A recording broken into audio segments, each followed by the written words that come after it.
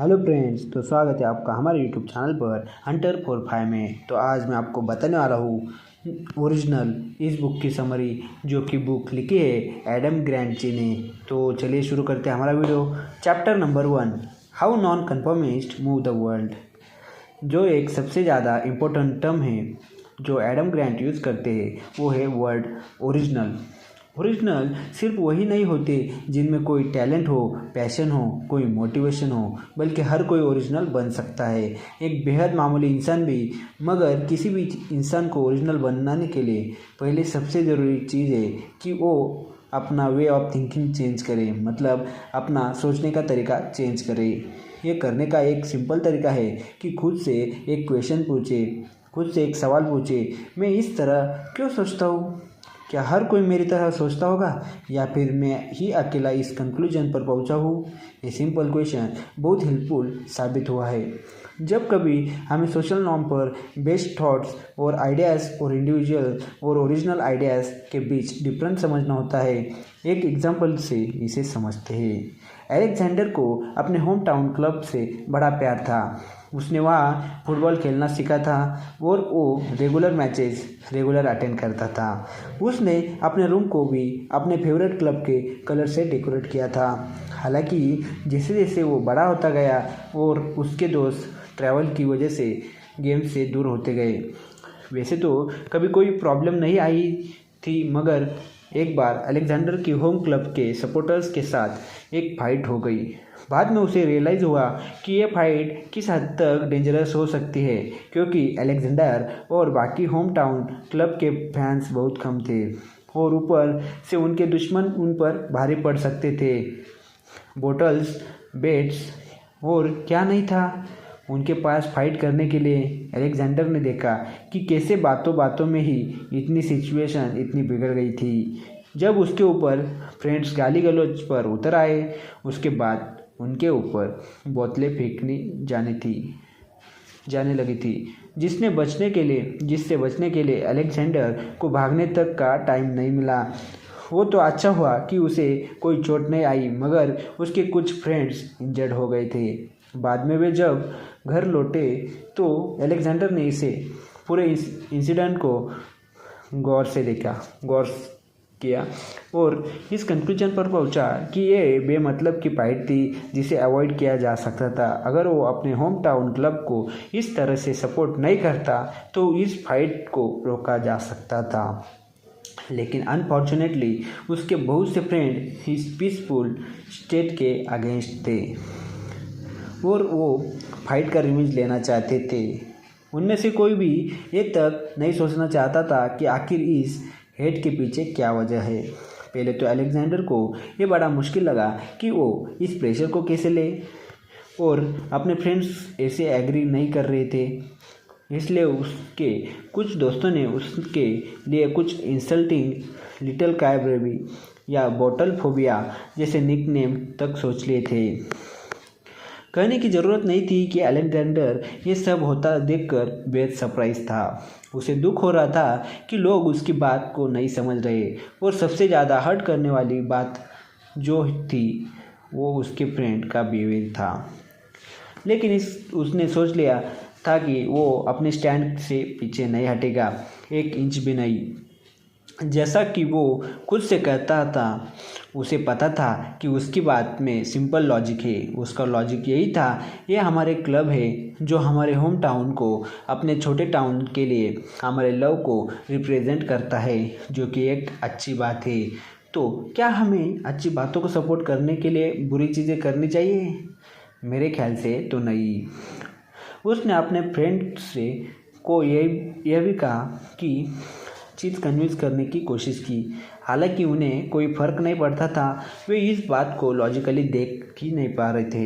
इसलिए अब अलेक्जेंडर ने भी उनके अवे गेम्स अटेंड करना छोड़ दिए और होम गेम्स में भी वो अपने फ्रेंड से अलग ही बैठता था। और कुछ मंथ्स के बाद ही चीज़ें चेंज होने लगी। उसके और फ्रेंड्स भी इंजर होने लगे थे, कुछ तो काफ़ी सीरियसली हुए थे। उन्हें भी अब अपने थिंकिंग पर डाउट होने लगा। एक के बाद एक उन सब ने अलेक्जेंडर के पास आकर अपनी गलती मानी और उससे बैड बिहेव करने के लिए सॉरी बोला। अलेक्जेंडर ने भी उन्हें स्माइल करके माफ़ कर दिया और एक बार सब फिर फ्रेंड्स थे। Chapter number 2, generating and selecting ideas. ये 2 स्टेप्स है एक इंडिपेंडेंट और नॉन कॉम्प्रेट थिंकिंग के लिए। इसका सिंपल मीनिंग है आइडियाज़ को डेवलप और स्प्रेड करने से पहले केयरफुली सिलेक्ट करके उसकी डिटेल्स में जाने की ज़रूरत है। यहाँ हम देख सकते हैं कि 2 सेपरेट प्रोसेस है, जनरेटिंग आइडियाज़ और सिलेक्टिंग आइडियाज़। जनरेशन फैंस में हम ज़्यादातर क्वालिटी से ज़्यादा क्वांटिटी प्रेफर करते हैं। दूसरे वर्ड्स में हम इस बात पर ज़्यादा इंटरेस्ट नहीं दिखाते कि आइडियाज़ कितने अच्छे हैं, बल्कि हम उन्हें ज़्यादा क्वांटिटी में चाहते हैं। स्लेटिंग सेकेंड फेज है जहाँ हम अपने थॉट्स को लेकर थोड़े पिकी यानी चूजी होते हैं, जहाँ हम नंबर ऑफ़ आइडियाज़ को कम करते हैं जो हमने फर्स्ट फेज़ के में जनरेट किए थे। तो इस सेकेंड फेज़ में हम थोड़े ज़्यादा सेल्फ क्रिटिकल हो जाते हैं। आगे जो एग्जांपल हम देने जा रहे हैं उससे आपको एक कॉन्सेप्ट समझने में इजीली आएगा। मार्क एंड ऑर्डिनरी स्टूडेंट था। पढ़ाई में ना तो एकदम एक्सीलेंट था ना ही उतना बुरा, एकदम एवरेज। हाँ, लेकिन उसके पास बैंक में एक सिग्निफिकेंट अमाउंट था जो उसने कुछ सालों से जमा कर रखा था। साथ ही अपने पैसे इन्वेस्ट करने के लिए भी उसके पास कुछ बढ़िया आइडियाज़ भी थे, मगर उसने अभी कई इन्वेस्टमेंट की नहीं थी। उसे पता था कि वो फूड से रिलेटेड कामों में अपना पैसा लगा सकता है, जैसे कोई रेस्टोरेंट या टेक अवे। लेकिन शुरू में उसने इस अपॉर्चुनिटी पर ज़्यादा ध्यान नहीं दिया। वो बायोलॉजी पढ़ रहा था और सब कुछ बढ़िया जा रहा था, मगर जब कॉलेज का लास्ट ईयर ख़त्म होने वाला था वो कुछ स्ट्रेस फील करने लगा था। वो कुछ करना चाहता था, कुछ रिस्की। बायोलॉजी में स्टडी के साथ एक स्लो और स्टेबल जॉब में उसे कोई थ्रिल नहीं दिख रहा था। उसे कुछ अलग करने की चाहत थी, इसलिए वो बैठकर इसके बारे में डीपली सोचने लगा। उसके माइंड पॉसिबल बिजनेस के कई सारे आइडियाज़ थे। फिर उसने वो सारे के सारे आइडियाज़ एक पेपर पर लिखे। उनकी जो लिस्ट बनी थी वो इस तरह थी: पहला रेस्टोरेंट, दूसरा टेक अवे, तीसरा फास्ट फूड, चौथा एशियन फूड, पांचवा इटालियन फूड, छठा रशियन फूड। इसके बाद उसने आराम से बैठकर हर अपॉर्चुनिटी के बारे में डिटेल से सोचा। सारे अल्टरनेटिव्स ले डाउन करके उन्होंने उस रेस्टोरेंट खोलने का आइडिया बढ़िया लगा। रशियन फूड उसे ज़्यादा अपीलिंग नहीं लग रहा था, ना कि ही उसको इसके बारे में कुछ पता था। ये मेरे माइंड में आया भी कैसे? मार्क को हैरानी हुई। हाँ, इटालियन फूड ज़रूर इंटरेस्टिंग था, मगर उसे याद आया कि उसके छोटे टाउन में रिसेंटली ही कुछ इटालियन रेस्टोरेंट खुले हैं। उसे पता था कि अगर वो इटालियन रेस्टोरेंट खोलेगा तो कंपटीशन बहुत टफ होगा। दूसरी तरफ उसे एशियन फूड बिल्कुल बॉम्ब की तरह लग रहा था। असल में उसके टाउन में कोई एशियन फूड रेस्टोरेंट था भी नहीं, और फर्स्ट टाइम अगर कोई खोलेगा तो उसके लिए ये एक एडवांटेज होगी।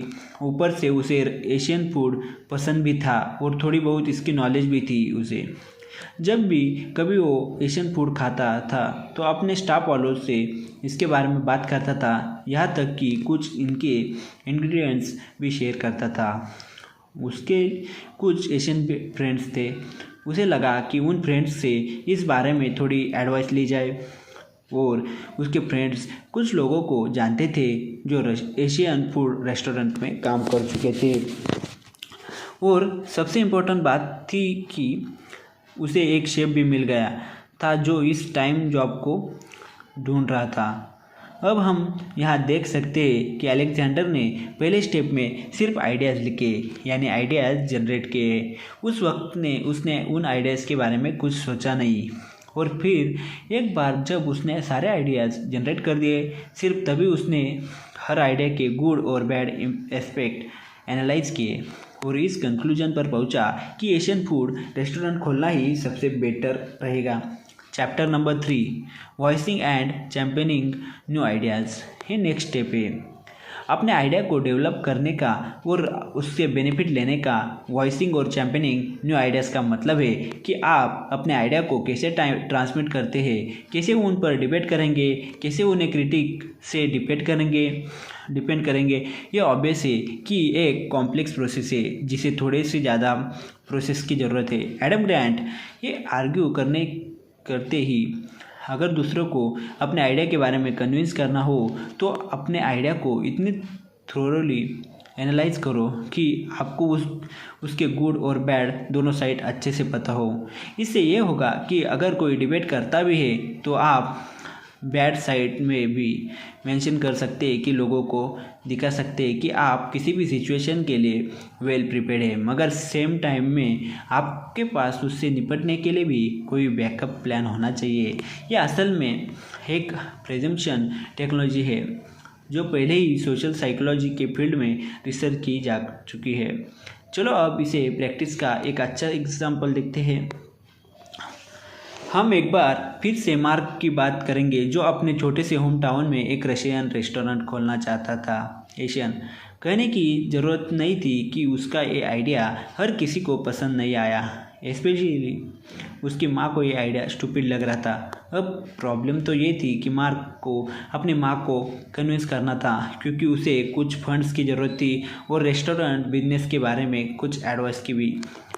क्योंकि उसकी माँ रेस्टोरेंट में पहले काम कर चुकी थी, वो जानता था कि यूँ तो उसकी माँ एक रैशनल पर्सन है, मगर जब उसने अपनी माँ को बड़े जोश में आकर अपने आइडिया के बारे में बताया तो वो काफ़ी जिद्दी बिहेव करने लगी। उसे ये आइडिया ज़रा भी पसंद नहीं आया था, इसलिए वो इस बारे में कोई बात करना चाहती नहीं थी। अब मार्क ने इस प्रॉब्लम को एक डिफरेंट पर्सपेक्टिव के साथ अप्रोच करने की सोची। उसे रियलाइज़ हुआ कि अपने बिजनेस आइडिया के सिर्फ गुड साइड को मेंशन करने का कोई पॉइंट नहीं होगा। इस बात से एंकरेज होकर और बैठकर इस एड्यूअर के बारे में क्रिटिकली सोचने लगा जो उसने अभी तक नहीं सोचा था, और उसे हैरानी हुई कि वाकई इसमें इतने सारे छोटे छोटे डिटेल्स है जो एकदम उसके अगेंस्ट जा सकते हैं। जैसे एग्जांपल के लिए उसका वो छोटा सा टाउन काफ़ी कन्वर्टिव था। ऐसा नहीं था कि लोगों को एशियन फूड नापसंद था, लेकिन लोग इसे इतना भी पसंद नहीं करते थे, ना ही इसे कोई हाई रिगार्ड देते थे। वो सरप्राइज था कि इतना इम्पोर्टेंट फैक्ट वो कैसे भूल गया। उसे ये भी रियलाइज़ हुआ कि उसका बिजनेस कुछ सालों तक तो उसे कोई प्रॉफिट नहीं देने वाला। ये भी हैरानी की बात थी क्योंकि अब तक तो यही मानकर चल रहा था कि बिजनेस स्टार्ट करते ही वो खूब कमाना शुरू कर देगा। अब जब रियलिटी समझ चुका था तो एक बार फिर उसने अपने माँ से बात की, लेकिन इस बार अपनी बात की स्टार्टिंग में बिजनेस के बैड साइड भी गिनाने शुरू कर दिए। देखो माँ, उसने कहा कि मुझे अच्छे से पता है कि एशियन फूड के बिजनेस में भी काफ़ी रिस्क है। मुझे तो ये सोचकर ही अजीब लग रहा है कि हमारा वो रेड नेक नेबर एक बार इसे ट्राई करने हमारे रेस्टोरेंट में ज़रूर आएगा। लेकिन इसका भी एक सोल्यूशन मैंने सोचा है। हम ना सिर्फ बर्गर और बाकी कॉमन चीज़ें बनाएंगे बल्कि एक एडवर्टाइजमेंट देंगे कि हमारे यहाँ का खाना बड़ा स्पाइसी है। मुझे लगता है कि यही चीज़ हमारे कुजिन को एशियन फूड से लिंक करती है और लोग यही बात कर आएंगे। मैं सिर्फ इतना ही नहीं सोच रहा, प्रॉफिट की बात भी मेरे माइंड में है। मुझे पता है शुरुआत में हमारा ये बिजनेस इतना प्रॉफिट नहीं देगा, कम से कम 2 सालों तक नहीं देगा, इसलिए आपको आपका पैसा कुछ देर से वापस मिलेगा। और क्योंकि मैं अपना सारा पैसा इन्वेस्ट कर रहा हूँ इसलिए हमें लोन की ज़रूरत भी नहीं है। अब सीधी सी बात है कि प्रॉफिट कमाते ही मैं आपका पैसा वापस करने की सोचूंगा और मेरे कैलकुलेशन के हिसाब से हाफ कैपेसिटी पर रेस्टोरेंट ऑपरेटिंग करके मैं कुछ मंथ्स में ही आपके पैसे लौटा दूंगा। अब ये बताने की ज़रूरत नहीं है कि उसकी माँ को सारी बात समझ आ चुकी थी और बिना किसी फर्दर आर्ग्यूमेंट के मार्क के बारे को अपने माँ से पैसे उधार मिल गए। Chapter number 4, managing emotions. अगर आपका आइडिया चल भी गया और आपका अपना नया एडवेंचर स्टार्ट भी कर दिया तो फिर अभी लड़ाई ख़त्म नहीं हुई, बल्कि उल्टा एक दूसरी प्रॉब्लम यानी इमोशनल बैटल अभी स्टार्ट होना बाकी है। सक्सेस पाने से पहले आपको कितने भी हर्डल्स पार करने हैं, कुछ छोटे मोटे कुछ बड़े। एक चीज़ तो श्योर है, हर्डल्स तो आएंगे और आपको फेस भी करने पड़ेंगे। ये हर्डल्स होंगे जैसे प्रॉफिट ना होना, स्टाफ का काम छोड़कर चले जाना, फ्रेंड्स का सपोर्ट ना मिलना, ये सब कुछ हो सकता है। और अगर आप इन सब से ओवरकम होना नहीं सीखेंगे तो ये आपका सर दर्द बन जाएंगे और आप खुद पर डाउट करने लगेंगे कि आपका डिसीजन सही है या भी नहीं।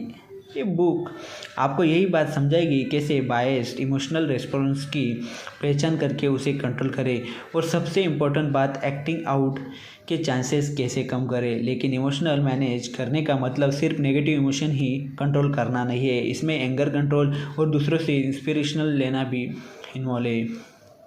हम सबको स्टीव जॉब्स की स्टोरी मालूम है, अगर है आपको थोड़ी अच्छे से पता है कि आपको ये चीज़ पता होगी। खासकर इनिशियल फेज में सब कुछ आदमी एकदम सही नहीं जाता, इसलिए स्टीव जॉब्स को भी जाने अनजाने में कुछ ऐसी स्ट्रैटेजी यूज़ करनी पड़ी जिससे वो अपने इमोशन को मैनेज कर पाए और सक्सेस की तरफ बढ़ते गए। एक कम लोगों को पता होता है कि 1986 में जॉनी स्कूल ने, जो उस वक्त एप्पल की कंपनी में टॉप थे, स्टीव जॉब्स को नौकरी से निकाल दिया गया। और स्टीव जॉब्स ने इसे पर ऐसे कैसे रिएक्ट किया? जब उन्हें निकाला गया तो उन्होंने ये कहा, जॉब से निकाला जाना मेरे लिए एक तरह से ब्लेसिंग की तरह रहा। अब मैं हर तरह की बाउंड्री से फ्री हूँ और होम कंप्यूटर के बारे में अपने विजन को आज़ादी से नर्चर कर सकता हूँ। आप देख सकते हैं कि ये एक परफेक्ट एग्जाम्पल है उस चीज़ का जिसे स्ट्रैटेजिक ऑप्टिमिज्म कहा जाता है। बजाय इसके कि जॉब छोड़ने की गम में किस्मत पर रोने के, उन्होंने इसके गुड साइड पर फोकस किया। ठीक है, चलो उसे देखते हैं जो अब आगे करते हैं, वो नहीं कि जो हो चुका है। शायद यही बात स्टीव जॉब्स को उनके जैसी स्ट्रैटेजिक ऑप्टिमाइजेशन इम्प्लीमेंट करने के लोग ऐसी सिचुएशन में सोचते हैं जो बाकी कॉमन लोगों की नज़रों में एक प्रॉब्लमेटिक बात होती है। स्टीव जॉब्स इस बात के लिए फेमस थे कि वे एम्प्लॉयज़ में एक एंथुसियाज्म और ऑप्टिमिज्म स्पार्क करने में एबल थे। हमने इस बारे में मेंशन किया था कि इमोशन मैनेज करने का एक सबसे इम्पोर्टेंट पार्ट है। जॉब्स लोगों को मोटिवेट करने में एक्सपर्ट थे क्योंकि वे एक अच्छे बड़े स्टोरी टेलर भी थे। उनके पास स्टोरीज का खजाना था जिन्हें वो रियल लाइफ में प्रॉब्लम सॉल्व करने में मेटाफर्स की तरह यूज़ करते थे। एग्जाम्पल के लिए जैसे अब्राहम लिंकन की स्टोरी काफ़ी मोटिवेशनल है। बेशक वो बाद में प्रेसिडेंट बने, लेकिन कम ही लोग जानते हैं कि प्रेसिडेंट बनने के लिए पहले उनकी लाइफ कैसे थी। एक्चुअली अब्राहम लिंकन बड़े बदकिस्मत इंसान थे जिनके सामने ऐसे कई ओकेजन आए जब वे मौत को गले लगाकर लाइफ को अलविदा कह सकते थे, क्योंकि उन्हें लाइफ में उन्हें इतनी मुश्किलें आई। उनकी मदर नेसी की जब डेथ हुई तो वो सिर्फ 9 साल के थे। उनकी स्टेप मदर सराह, जिसे वो बहुत प्यार करते थे, लिंकन के फादर से शादी होने के लिए जल्द बाद ही उसकी भी डेथ हो गई। उनके 4 बेटे थे जिसमें से सिर्फ एक ही बच पाया था। लिंकन कभी भी इस लॉस से ओवरकम नहीं हो पाए थे और ना ही उनकी वाइफ मैरी। और लिंकन हालांकि इन दुखों से पूरी तरह से टूट गए थे, फिर भी लाइफ में आगे बढ़े और ऐसा मुकाम हासिल किया जो शायद कम लोगों को चांस मिलता है।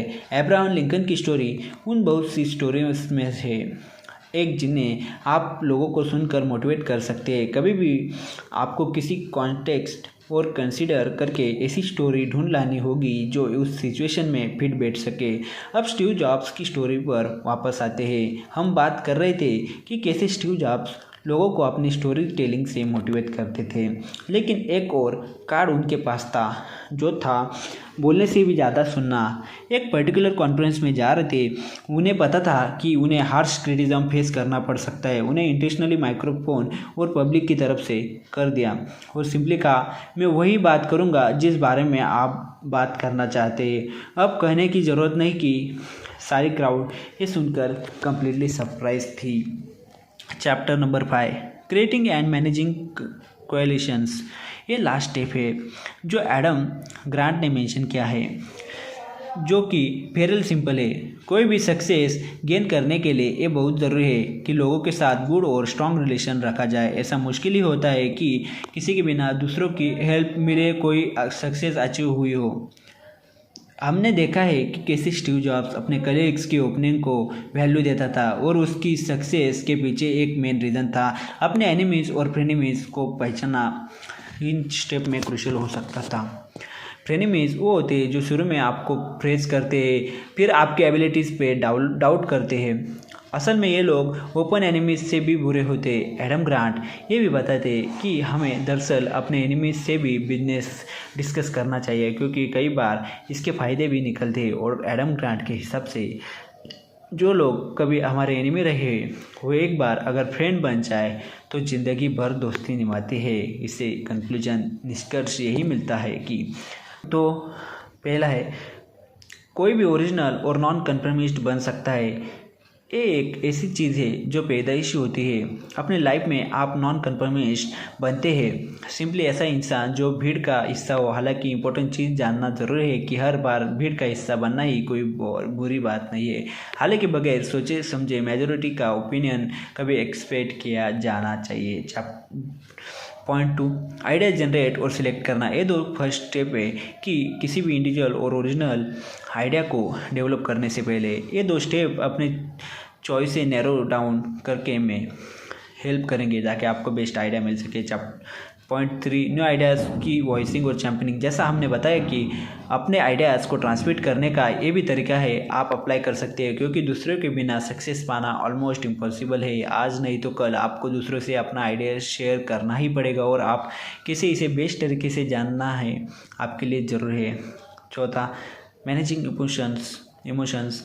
सक्सेस का रास्ता ईजी नहीं है। आप चाहे ना चाहे आपको ऑब्स्टेकल्स फेस करने हो पड़ेंगे और ये भी पक्का है कि न जाने कितनी बार आपको हर्ट होना भी पड़ेगा। आप पास्ट पर रोने से अच्छा है कुछ टेक्निक सीख ली जाए और जिनके पास आप इन ऑब्स्टेकल को ओवरकम कर सके।